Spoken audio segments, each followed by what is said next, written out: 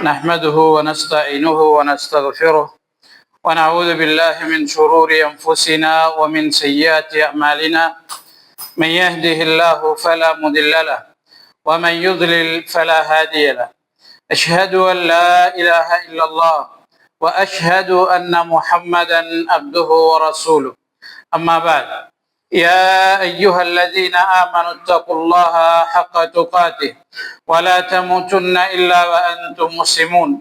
يا أيها الناس اتقوا ربكم الذي خلقكم من نفس واحدة وخلق منها زوجها وبث منهما رجالا كثيرا ونساء واتقوا الله الذي تساءلون به والأرحام إن الله كان عليكم رقيبا.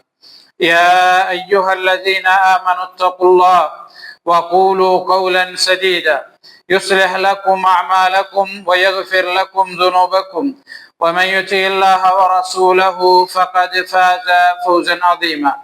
فإن أصدق الحديث كتاب الله وخير الهدي هدي محمد صلى الله عليه وسلم وشر الأمور محدثاتها وكل محدثة بدعة وكل بدعة ضلالة وكل ضلالة في النار أو كما قال عليه الصلاة والسلام. அன்புக்குரிய அல்லாஹ்வின் நல்லடியார்களே, அல்லாஹ்வினால் இடப்பட்ட கட்டளையை நிறைவேற்றுவதற்காக உரிய நேரத்திலே இங்கே ஒன்று சேர்ந்திருப்பதை போல எல்லா நிலைகளிலும் அல்லாஹுவை பயந்து தக்வாவுடன் நடந்து கொள்ளுமாறு எனக்கும் அப்பால் உங்களுக்கும் வசியத்து செய்து கொள்கின்றேன். அன்புக்குரிய அல்லாஹ்வின் நல்லடியார்களே, இஸ்லாமிய சமூகத்தில் பள்ளி வாயில்கள் எந்த அளவுக்கு முக்கியமானவை, அதனுடைய பணிகள் எவ்வகையானவை என்பது தொடர்பான சில விடயங்களை இந்த குத்துபாவிலே உங்களோடு பகிர்ந்து கொள்வது பொருத்தமாக இருக்கும் என்று நினைக்கிறேன். அன்புக்குரிய அல்லாஹ்வின் நல்லடியார்களே, இஸ்லாமிய சமூகத்தினுடைய உயிர் நாடியாக, உயிர் துடிப்பாக பள்ளி வாயில்களை நாங்கள் குறிப்பிட முடியும்.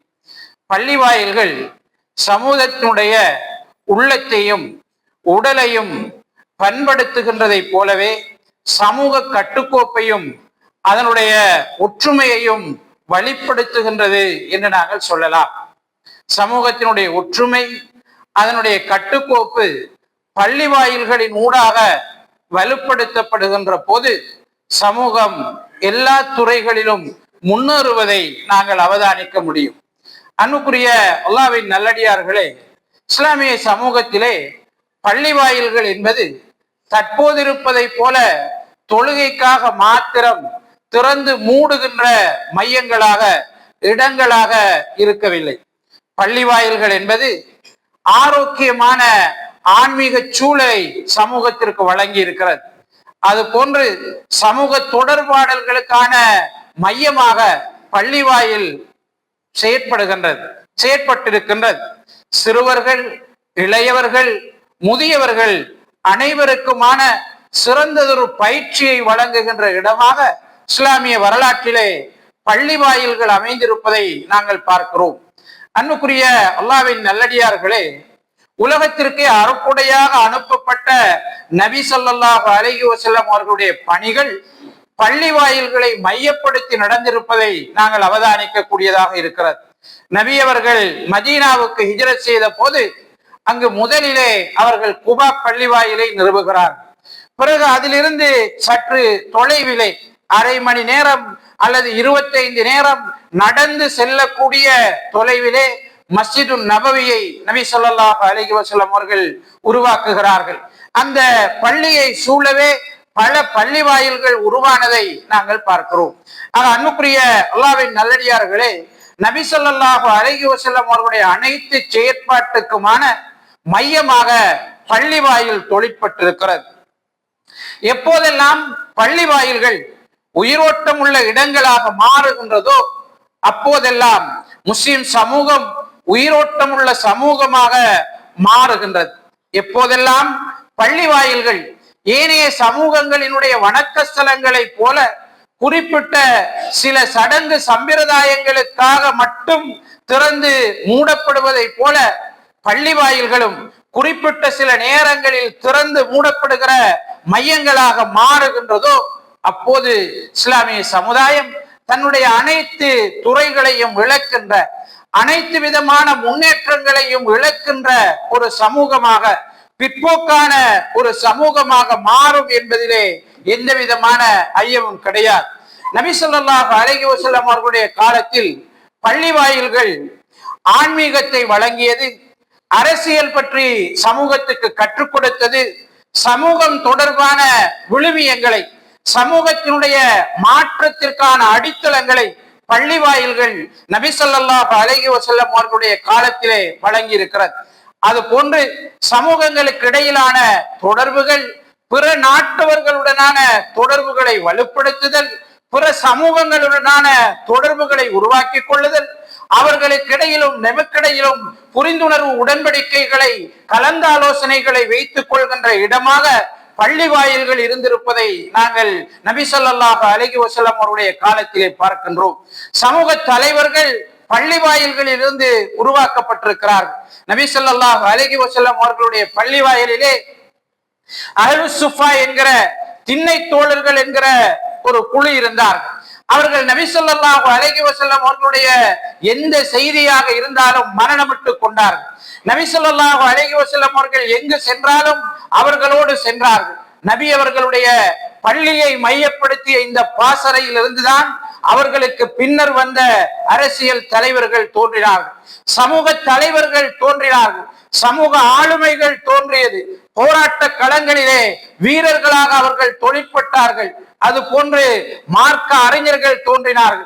ஒவ்வொரு துறைக்கும் என்று தனித்தனியான அறிஞர்கள் தோற்றம் பெற்றார்கள், தூதர்கள் தோன்றினார்கள். இப்படி நபி ஸல்லல்லாஹு அலைஹி வஸல்லம் அவர்கள் பள்ளியை மையப்படுத்தி மேற்கொண்ட அந்த பயிற்றுவிப்பு அந்த சமூகத்தினுடைய முன்னேற்றத்திற்கு மிக பெரும் பங்காற்றியதை நாங்கள் பார்க்கிறோம். பள்ளிக்கு வருபவர்கள் இறை உணர்வை பெறுகிறார்கள், அல்லாஹு தஆலாவுடன் நெருக்கமான தொடர்பை உருவாக்கி கொள்கிறார்கள், அடுத்தவருக்கும் எனக்கும் இடையில் உள்ள தொடர்பு என்ன என்பதை புரிந்து கொள்கிறார்கள். நான் எவ்வளவு படித்தவனாக இருந்தாலும், எவ்வளவு பதவியில் உயர்ந்தவனாக இருந்தாலும், சமூக அந்தஸ்தில் எவ்வளவு உயர்ந்தவனாக இருந்தாலும், பணம் படைத்தவனாக இருந்தாலும், அல்லாஹுவுக்கு முன்னால் நானும் என்னை விட எல்லா விதத்திலும் குறைவானவர்களும் சமம்தான் என்கிற உணர்வை அவர்கள் பெற்றுக் கொள்கிறார்கள். சமூகத்திலே என்னை விட தாழ்ந்தவர், என்னை விட உயர்ந்தவர் என்பது கிடையாது. நான் எதற்காக பாடுபடுகிறேன், எதை நோக்கி செல்கிறேன், என்னுடைய இலக்கு என்ன என்பதை பொறுத்துத்தான் அடுத்தவருக்கும் எனக்கும் இடையிலான தொடர்பு வரையறுக்கப்படுகிறது என்ற பயிற்சியை சொல்லாமலேயே பள்ளியில் பெற்றுக் கொள்கிறார்கள். அன்புக்குரிய அல்லாஹ்வின் நல்லடியார்களே, பள்ளி வாயில்கள் என்பது இஸ்லாமிய சமூகத்தினுடைய உயிர் துடிப்பு. அதனால்தான் எந்த ஒரு இடத்திற்கு எங்களுடைய முன்னோர்கள் சென்றாலும் அங்கு முதலிலே அவர்கள் பள்ளி வாயிலை நிறுவி இருக்கிறார். இஸ்லாமிய வரலாற்றிலே எங்களுடைய முன்னோர்கள் எங்கு சென்றாலும் அவர்கள் அங்கு ஒரு பள்ளியை நிறுவி இருக்கிறார்கள். இப்போது நாங்கள் முஸ்லிம்களுடைய தொன்மை அல்லது முஸ்லிம்களுடைய வரலாறு, அவர்களுடைய இருப்புக்கான அடையாளங்களை தேடுகின்ற போது பள்ளி வாயில்களை தேடி பயணிக்கிறோம். ஏனென்றால் அவர்கள் பள்ளி வாயிலில் இருந்து தங்களுடைய கர்மங்களை ஆற்றி இருக்கிறார்கள். பள்ளி வாயில்களை சமூகத்தினுடைய அடிப்படை விடயமாக அவர்கள் கருதி இருக்கிறார்கள் என்பதை நாங்கள் பார்க்கிறோம். நபி ஸல்லல்லாஹு அலைஹி வஸல்லம் அவர்கள் பள்ளி வாயில் தொடர்பான அதிகமான சிறப்புகளை எங்களுக்கு சொல்லி இருக்கிறார். சமூகத்திலே பள்ளி வாயில்கள் இவ்வளவு முக்கியமான ஒரு பங்கை ஆற்றுவதன் காரணமாக நபி அவர்கள் பள்ளி வாயில்கள் தொடர்பிலே அதிக சிறப்புகளை நமக்கு சொல்லி இருப்பதை பார்க்கிறோம். நபி ஸல்லல்லாஹு அலைஹி வஸல்லம் அவர்கள் சொன்னார்கள், யார் அல்லாஹு தஆலாவுக்காக ஒரு பள்ளியை கட்டுகிறானோ, அது குருவியினுடைய கூடாக இருந்தால் அல்லது அதைவிட சிறிய அளவிலே அந்த பள்ளி வாயில் இருந்தாலும் அல்லாஹு தஆலா சுவர்க்கத்திலே அவனுக்கு ஒரு மாளிகையை கட்டுகிறான் என்று நபி ஸல்லல்லாஹு அலைஹி வஸல்லம் அவர்கள் சொன்னார்கள்.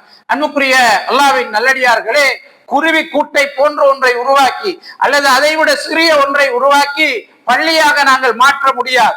ஆனால் நபி ஸல்லல்லாஹு அலைஹி வஸல்லம் அவர்கள் இங்கே எங்களுக்கு சொல்வது, பள்ளி வாயில் எந்த அளவு சிறியதாக இருந்தாலும், எப்படியானதாக இருந்தாலும் பள்ளி வாயில் ஒன்று உருவாக்கப்பட வேண்டும். பள்ளி வாயிலை உருவாக்குபவர்கள் இத்தகைய சிறப்புக்குரியவர்கள் என்று நபி ஸல்லல்லாஹு அலைஹி வஸல்லம் அவர்கள் குறிப்பிடுகிறார். அல்லாஹு தஆலா பள்ளி வாயில்களில் இருப்பவர்களை புகழ்ந்து பேசுகிறார். அவர்கள் மன தூய்மையை விரும்புகிறார்கள், அவர்கள் தங்களை தூய்மைப்படுத்திக் கொள்ள விரும்புகிறார்கள் என்று அல்லாஹு தஆலா அவர்களை சொல்கிறார். வல்லாஹு யுஹிப்புல் முத்தஹிரீன், நிச்சயமாக தங்களை தூய்மைப்படுத்திக் கொள்பவர்களை அல்லாஹு தஆலா விரும்புகிறான் என்று அல்லாஹு தஆலா குறிப்பிடுகிறார். அபூ ஹுரைரா ரலியல்லாஹு அன்ஹு அவர்கள் சொல்கிறார்கள், நபி ஸல்லல்லாஹு அலைஹி வஸல்லம் அவர்களும் சஹாபாக்களும் ஒரு தடவை பள்ளியிலே இருக்கிறார்கள். ஒரு கிராமப்புறத்து அரபி வந்து பள்ளி என்று தெரியாமல் அவன் ஒரு ஓரத்திலே சிறுநீர் கழிக்கிறான்.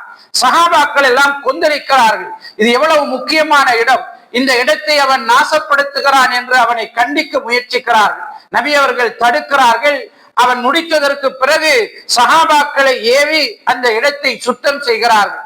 அன்புக்குரிய அல்லாஹ்வின் நல்லடியார்களே, அதற்கு பிறகு சஹாபாக்களுக்கு சமூகத்தில் இப்படி ஒரு தவறு நடக்கிற நேரம், அறியாதவர்கள் அந்த தவறிலே விழுகிற போது நீங்கள் அவர்களை எப்படி கையாள வேண்டும், செய்யப்பட்ட தவறை சீர்திருத்த நீங்கள் எப்படி நடக்க வேண்டும் போன்ற பாடங்களை சஹாபாக்களுக்கு கற்றுக் கொடுத்ததை நாங்கள் பார்க்கிறோம்.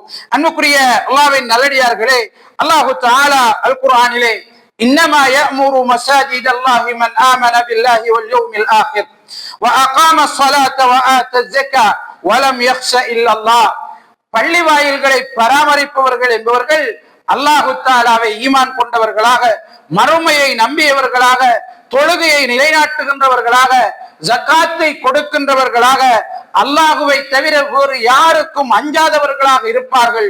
இவர்கள்தான் பள்ளி வாயிலை நிர்வகிப்பவர்கள். இவர்கள் நேர்வழி பெற்றவர்களாக இருக்கக்கூடும் என்று அல்லாஹு தஆலா அல் குர்ஆனிலே குறிப்பிடுகிறார். ஆக அன்புக்குரிய அல்லாஹ்வின் நல்லடியார்களே, இத்தகைய இறை குணங்களை கொண்டவர்கள் அல்லது இத்தகைய கடமைகளை முறையாக நிறைவேற்றுகின்றவர்கள் சமூகம் தொடர்பாக சிந்திப்பதற்கு பள்ளியை மையமாக கொள்வார்கள் என்பதிலே எந்த விதமான மாற்று கருத்தும் கிடையாது. ரசூலுல்லாஹி ஸல்லல்லாஹு அலைஹி வஸல்லம் அவர்கள் பள்ளியோடு நெருக்கமான தொடர்புகளை வைத்திருப்பவர்களை புகழ்ந்தார்கள். அவர்களுக்கு அல்லாஹு தஆலா அதிகமான கூலிகளை வழங்குவதாக சொன்னார்கள். ஒரு ஹதீஸிலே நபி அவர்கள் குறிப்பிடுகிறார்கள், இருள் நிறைந்த இரவிலே பள்ளி வாயிலுக்கு நடந்து செல்கின்றவர்களுக்கு நாளை மறுமையிலே முழுமையான ஒளியை அல்லாஹு தஆலா கொடுக்க இருக்கிறான் என்று சுபசோபனம் சொல்வீராக என்று நபி ஸல்லல்லாஹு அலைஹி வஸல்லம் அவர்கள் குறிப்பிடுகிறார்.